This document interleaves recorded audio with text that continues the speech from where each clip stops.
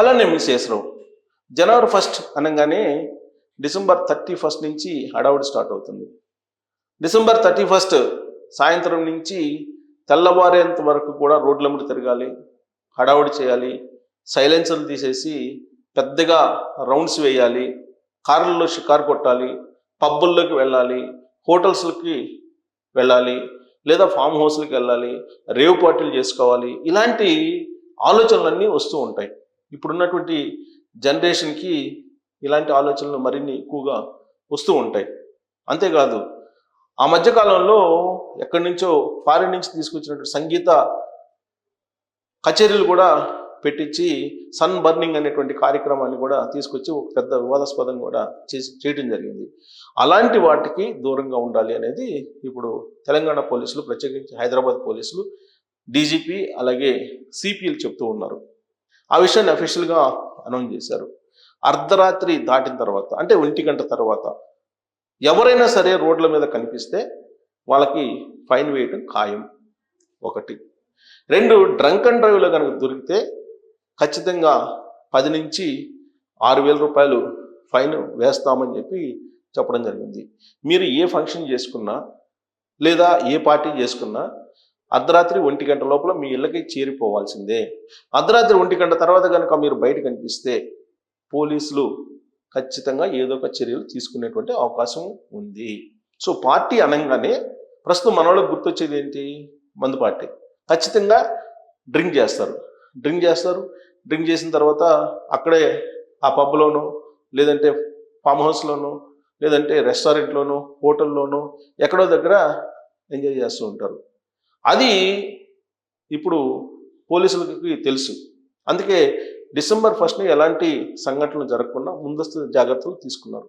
హైదరాబాద్ సిపిలుగా ఉన్నటువంటి సివి ఆనంద్ గారు కానీ లేదా సైబరాబాద్ రాచకొండ సిపిగా ఉన్నటువంటి సుధీర్ బాబు కానీ లేదా కొత్తకోట శ్రీనివాసరెడ్డి గారు కానీ డీసీపీ జితేంద్ర గారు వీళ్ళందరూ కూడా చాలా క్లియర్గా ఇండికేషన్స్ ఇచ్చేశారు.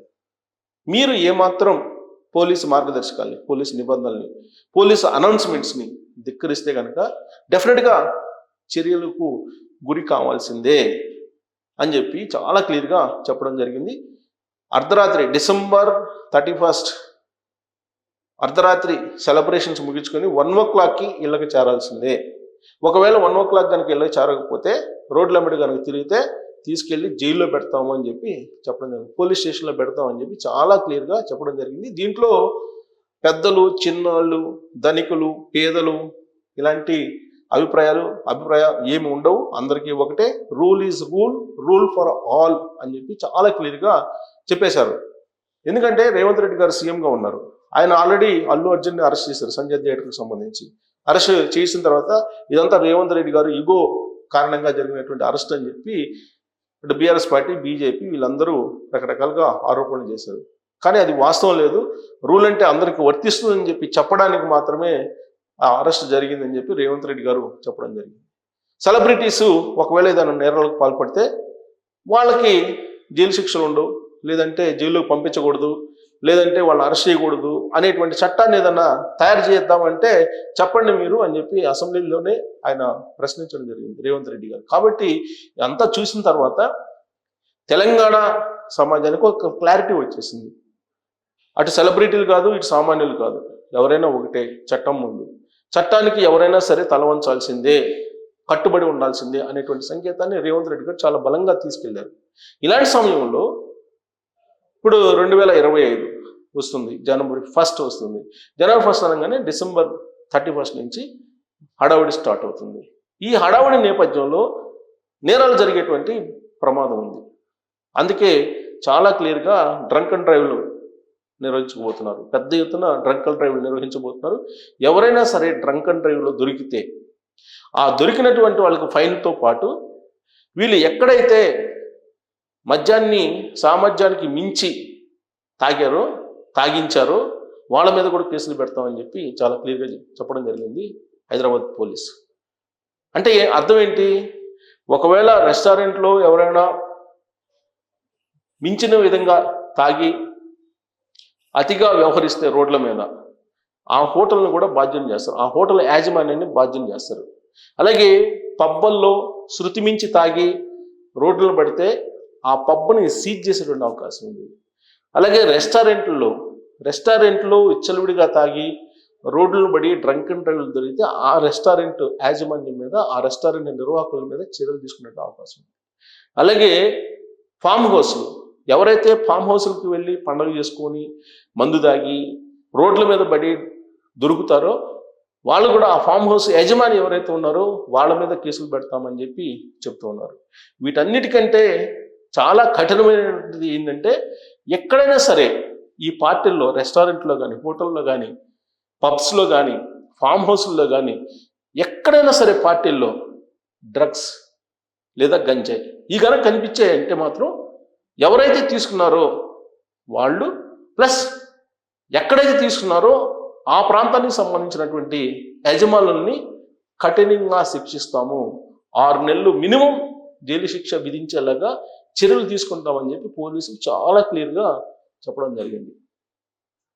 అలాగే రోడ్ల మీద సైలెన్సర్లు ఊడదీసి మోటార్ బైక్ మీద పెద్ద పెద్ద శబ్దాలతోటి డిసెంబర్ 31 అర్ధరాత్రి విషెస్ చెప్పుకుంటూ తిరుగుతారో వాళ్ళందరికీ ఖచ్చితంగా వార్నింగ్ ఇచ్చారు హైదరాబాద్ పోలీసులు. సో ఈ మార్గదర్శకాలని ధిక్కరిస్తే కనుక డెఫినెట్గా వాళ్ళ మీద చర్యలు తీసుకునేటువంటి అవకాశం ఉంది. ఇక ఔటర్ రింగ్ రోడ్, చాలామంది ఔటర్ రింగ్ రోడ్కి రౌండ్స్కి వెళ్తూ ఉంటారు డిసెంబర్ 31 అనగానే. వాళ్ళందరికీ ఒకటే చెప్పారు హైదరాబాద్ సిపి, ఎవ్వరు కూడా ఔటర్ రింగ్ రోడ్ ఎక్కడానికి లేదు. ఒకవేళ ఔటర్ రింగ్ రోడ్ ఎక్కి జనవరి 1 సంబరాలకు కనుక పాల్పడితే వాళ్ళ మీద చర్యలు తీసుకోవడం తప్పదు, వాళ్ళ లైసెన్స్ని రద్దు చేస్తామని చెప్పి అన్నారు. ఒకవేళ మీరు విదేశాలకు ప్రయాణం చేస్తూనే ఎయిర్పోర్ట్కి వెళ్తే మాత్రం ఎయిర్పోర్ట్ టికెట్, ఏ విమానానికి అయితే మీరు వెళ్తున్నారో ఆ విమానం టికెట్ ఖచ్చితంగా చూపించాలి. ఒకవేళ మీరు కనుక చూపించకపోతే ఖచ్చితంగా మీ మీద కేసు పెడతామని చెప్పి పోలీసులు చెప్తున్నారు. ఇది జీవితాంతం వెంటబడేటువంటి కేసులు పెడతాము, మీ జీవితంలో మర్చిపోలేనటువంటి మీ జీవితం మొత్తం వేటాడేటువంటి కేసులు పెడతామని చెప్పి పోలీసులు చెప్తున్నారు. అంటే ఇంత కఠినంగా పోలీసులు చెప్తున్నారంటే ఖచ్చితంగా రేవంత్ రెడ్డి గారి ప్రభుత్వంలో డిసెంబర్ 31న ఏవైతే మార్గదర్శకాలు పోలీసులు అనౌన్స్ చేశారో వాటిని ధిక్కరిస్తే మాత్రం సంఖ్యలు తప్పదు, కేసులు తప్పదు, ఎవరైనా సరే ఆ కేసుల్ని భరించాల్సిందే, చట్టం అందరికీ ఒకటే అనేటువంటి విషయాన్ని ఇప్పటికే చెప్పారు. సాధారణంగా రేవంత్ రెడ్డి గారు అధికారంలోకి వచ్చిన తర్వాత డ్రగ్స్ రహిత, గంజాయి రహిత తెలంగాణను చూడాలనుకున్నారు. దానికి సంబంధించి ప్రత్యేకమైన విభాగాన్ని కూడా పెట్టారు. ఆ విభాగం ఇప్పటికీ పనిచేస్తుంది. అందుకే అటు డ్రగ్స్ కానీ ఇటు గంజాయి ఆనవాళ్ళు కొంచెం కొంచెం తగ్గుతూ ఉన్నాయి. ఇలాంటి పరిస్థితుల్లో వచ్చినటువంటి ఈ జనవరి 1 అంటే డిసెంబర్ 31 వేడుకల్ని మీరు ఇతరులకి ఇబ్బందులు కలగకుండా చేసుకోండి అని చెప్పి చెప్తున్నారు. 1 o'clockకి ఖచ్చితంగా మీరు ఇళ్లలో ఉండాలి అని చెప్పి కూడా చెప్తున్నారు. అలాగే మెట్రో సంబంధించి 1 o'clock వరకు చివరి గమ్యస్థానం ఉండేలాగా కూడా ప్లాన్ చేశారు మెట్రోలో. ఒకవేళ తాగి డ్రైవ్ చేస్తే మాత్రం ఆ హోటల్ యజమానులకు, ఫామ్ హౌస్ యజమానులకు, లేదా పబ్ల యజమానులకు, రెస్టారెంట్ల యజమానులకు ఖచ్చితంగా సంఖ్యలు పడేటువంటి అవకాశం ఉంది అనేది ఇప్పుడు పోలీసులు చెప్తూ ఉన్నారు. ఎవరైతే తాగుతారో వాళ్ళతో పాటు వాళ్ళకి తాగించినటువంటి వాళ్ళు, లేదా వాళ్ళ తాగడానికి ఏర్పాట్లు చేసినటువంటి వాళ్ళు కూడా బాధ్యులు అవుతారని చెప్పి చెప్తున్నారు. ఇలాంటి క్రమంలో మరి డిసెంబర్ 31 ఎలా జరుపుకుంటుంది యువత?